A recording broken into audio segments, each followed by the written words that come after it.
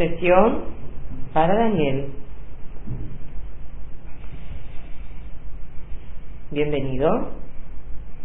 Oh, pero muchas gracias. ¿Cómo te encuentras? No tenéis idea de lo que surge en mi mente conceptual,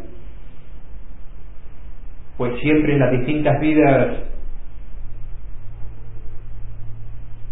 vosotros decís que uno protagoniza.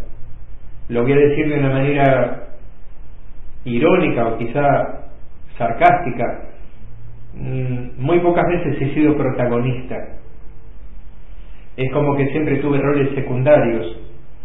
¿Y por qué crees que te sucede eso? ¿A qué es debido? Interpreto que, a ver, tú encarnas en una vida y tienes un engrama que te condiciona. Encarnas en la vida siguiente con esos condicionamientos. Esos condicionamientos me perjudican en la vida siguiente, y si no puedo luchar contra ellos, cojo nuevos engramas. Relacionados con inseguridad, ¿verdad? ¿O cómo lo sientes? O no necesariamente inseguridades, puede ser también una incapacidad para relacionarme, quizás sí, si hay inseguridad de alguna manera. Entonces, se agregan nuevos condicionamientos a los condicionamientos ya establecidos. Bien, otra nueva vida. En esa otra nueva vida ya estoy con más de un condicionamiento. Vamos a detenernos un poco aquí. Sí. O sea, cuando tenemos temor o inseguridad de relacionarnos con los demás, es porque en alguna otra vida, o a veces hay experiencias en esta encarnación que o bien reactivan engramas anteriores o crean nuevos engramas. Sí. ¿Quisieras relatarme alguna experiencia como para descargarte relacionada a esto? Bien. Primero voy a relatar lo que llamaría el engrama base que dio origen a todo ello, y luego la vida actual. Ajá. Con preguntas. Bien, te escucho. Mira, me llamaba con la B alta o B larga Belius. Vivía en Roma. Nunca conocí a mis padres. Me crié en una casa de gente rica y noble, pero como esclavo. Mi amo, por así llamarlo, era un hombre muy mayor y muy bueno. Y se ve que tenía contactos en el Senado. Era casi una persona intocable. Obviamente que tenía la astucia como para no enfrentarse con otros poderosos. Yo hacía mandados y lo acompañaba a todos lados como si fuera un hombre de compañía. Era como su ayudante. Sí, yo lo sentía como un padre por cómo me trataba, pero sería demasiado pedir considerarme como un hijo, puesto que no lo era. Él tenía otra familia, sobrinos, que me trataban malísimamente cuando él no estaba, y yo tenía la astucia de no quejarme a él de los malos tratos, puesto que si él luego los hubiera retado cuando no estaba, hubiera sido peor para ti. Me las hubiera visto muy difíciles. Entiendo.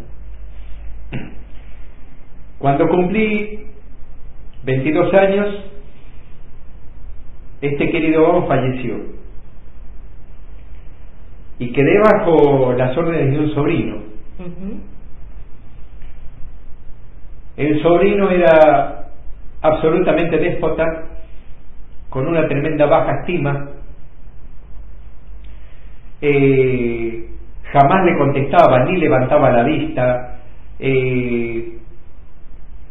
le hacía de mocamo, servían todo lo que él quería. Un día de los nervios se me volcó un poco de vino y me dio azotes, pero azotes, y bueno, derramé lágrimas de dolor, pero jamás me quejé. Una de las señoras que estaban en la cocina me puso unas hierbas en la espalda para que me cicatricen las heridas. Habré tenido alguna infección porque tuve alta temperatura, temblaba, estaba débil. Mi nuevo amo no me perdonaba, o sea, decía que era un inútil, y habló con un señor que me parecía de origen de lo que hoy es Turquía, un señor gordo de bigotes muy muy espesos, y me vendió por unas monedas. ¿Cómo lo sientes ahora que ya no eres ese rol? ¿Cómo lo ves? ¿Cómo lo sientes? Mira, te termino de contar esto brevemente. El hombre, el gordo, el de los grandes bigotes, era una persona muy ruda, pero así como era de ruda, era muy torpe, de poco entendimiento, y parecía malo, pero era más torpe que malo. Y él lo que buscaba era alguien que lo ayude con la carreta, con los bueyes. Una vez que me sané de las heridas, verdaderamente era fuerte físicamente. No era un guerrero, pero era fuerte físicamente. Le acarreaba las bolsas de granos, alimentaba a sus animales, y su hija Zoraida se enamoró de mí.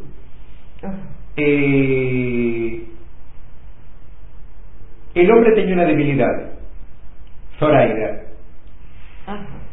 y tuvo enormes discusiones con ella porque decía: ¿cómo te vas a enamorar de un esclavo? A ella la pretendían grandes hombres, pero ella decía que sentía repulsión por esos hombres. La cuestión que mi suerte vino por donde menos lo esperaba. El hombre firmó un acta donde me dio la libertad. ¿Y por qué crees que te dio la libertad? Porque él decía que su hija se había encaprichado conmigo y él cumplía todos los caprichos de su hija. Nos casamos, fui un buen esposo. No había pasado un año que ya la joven estaba embarazada y el que sería mi suegro estaba más que contento. ¿Era única hija? Era única hija, y dijo que yo había sido un regalo, como decían ellos, que había sido un regalo de los dioses, ¿no? Bueno, qué bueno que haya cambiado el modo de apreciarte a ti, en realidad, aunque de todas maneras me resulta un modo aún materialista y no espiritual. Espiritualidad en esa época era muy muy difícil. Quizá podías en la antigua Grecia encontrar algo de espiritualidad, pero esas épocas de Grecia ya se habían terminado. El Imperio Romano había acabado con todo vestigio de de poesía y de filosofía. ¿Fuiste feliz a partir de así? A partir de tener tu propia libertad y poder hacer una familia. Fui feliz porque fui un hombre normal, y me retracto con lo que dije con respecto a Roma, porque existía un tal Marco Aurelio que era tan elevado como el mayor de los filósofos griegos, pero bueno, tenía un hijo, Marco Cómodo, que era lo opuesto a su padre, al punto tal que fue responsable de su muerte. Y entendí de que lo de la herencia es mentira, porque Marco Cómodo, como diríais vosotros hoy, no le llegaba ni a la suela de los zapatos a Marco Aurelio. Fui feliz, viví hasta los 55 años, quizá en esta época parezca poco, pero la expectativa de vida de aquella época era no más de 50 años, y le di 3 hijos, me sentí muy feliz, pero esos engramas que he cogido siendo esclavo no se me borraron nunca en el resto de mi vida. Incluso cuando desencarné, aún entendiendo, conceptuando, dándome cuenta de que había sido solamente un rol, quedó como incorporado en mi mente conceptual el ser dominado, manejado, como cuando tú coges un buey y lo atas a la carreta y el buey tiene que arar el campo. Entiendo. Y sirve solamente para eso. Entiendo, pero ahora que puedes ver las cosas desde otra perspectiva, ya que como Tetán tienes una visión más amplia de los hechos, sí, comprenderás que los demás, que las demás personas no te aprecien por como tú eres como ser, no significa que tú no seas valioso. Eso lo puedes comprender. Claro, pero a ver, haz de cuenta que 10% Daniel y yo como Tetán tenemos una conexión conceptual, consciente o inconsciente, como tú lo quieras llamar, y obviamente no le quiero ocasionar daño a mi parte encarnada, pero él, entre comillas, hereda mis condicionamientos aunque yo no los quiera. Ahora que he repasado esa vida, aunque lo he repasado de manera corta, me ha sido suficiente como para sacarme no ese peso, voy a hacer un juego de palabras, esa pesadilla sobre los hombros. Pero a mi parte encarnada, Daniel, se le hizo carne. Es como que a esos condicionamientos se le han sumado roles del ego.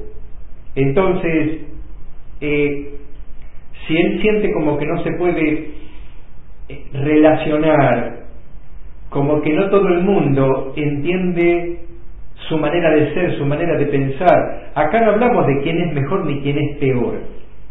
Es obvio que sucede.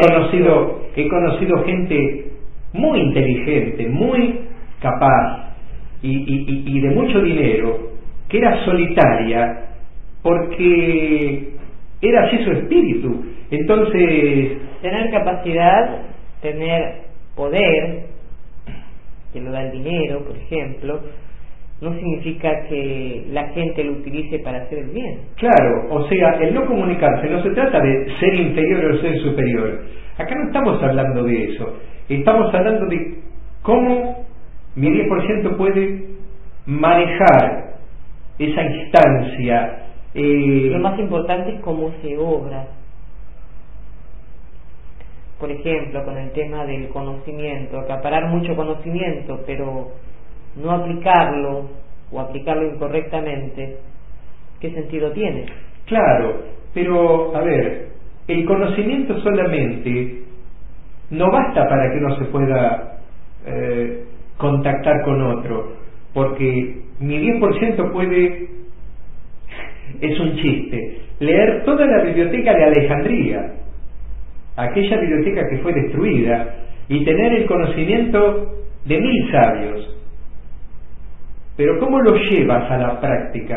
¿Cómo haces para tener esa confianza de contactarte con otros y caer en sintonía, ser empático con esa gente? Digamos, como que te acepten, como que no te sientas marginado. Quizá uno mismo se persigue y uno mismo se anticipa. ¿Para qué me voy a acercar si el grupo me va a rechazar? Entonces uno ya va perdiendo. Mira, ¿Cómo luchas contra eso? Mira, quisiera comentarte que leer, obviamente que es importante que todos lo puedan hacer en el mundo físico, es con una costumbre que muchos están perdiendo. Sí. Sin embargo, leer y no asimilar no significa, o sea, puedes leer pero puedes no asimilar lo que estás leyendo. ¿Qué sería asimilar?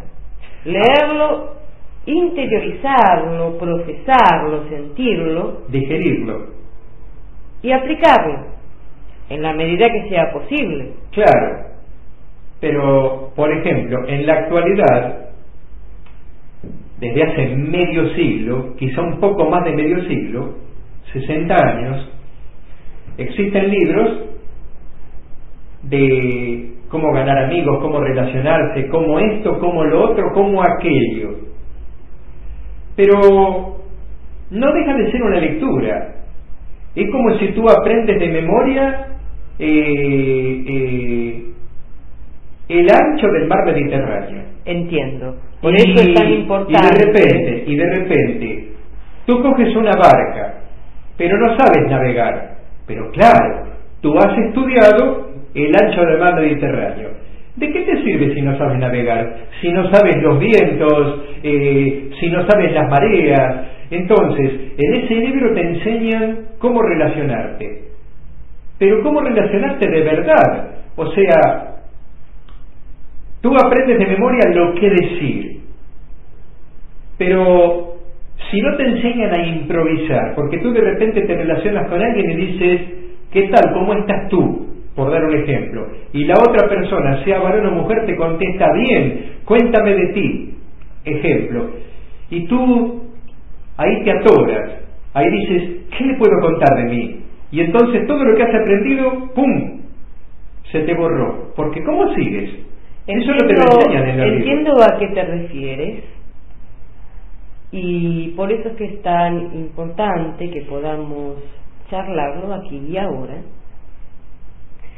porque en realidad siempre por donde hay que comenzar no es por cómo se comunican los demás con nosotros, cómo nos comunicamos nosotros con los demás, no obviamente que es importante, sí, pero primero de todo, para poder lograr eso, tengo que ver cómo me comunico con yo mismo. Entiendo. A partir de ahí, cuando uno logra una buena comunicación, cuando hace una introspección, cuando puede darse cuenta de que ni somos todo bueno, ni somos todo malo, ni somos perfectos, ni somos imperfectos, simplemente que somos seres con cosas para mejorar, con cosas para fortalecer, con cosas para aprender a aplicar. Y una de las cosas que tenemos que comprender es la importancia de nosotros mismos. ¿Cuál es nuestro verdadero valor? Ahora te lo pregunto a ti. ¿Cuál es nuestro verdadero valor como seres? Nuestro interior, el poder brindarnos, el poder ser útiles a los demás. Claro. Y el poder ser útiles a nosotros mismos. Entonces, ¿pero por qué? ¿Por qué? ¿Por qué puedo ser útil a los demás? Porque seguramente habrá algo en mí que me permite tener una herramienta para poder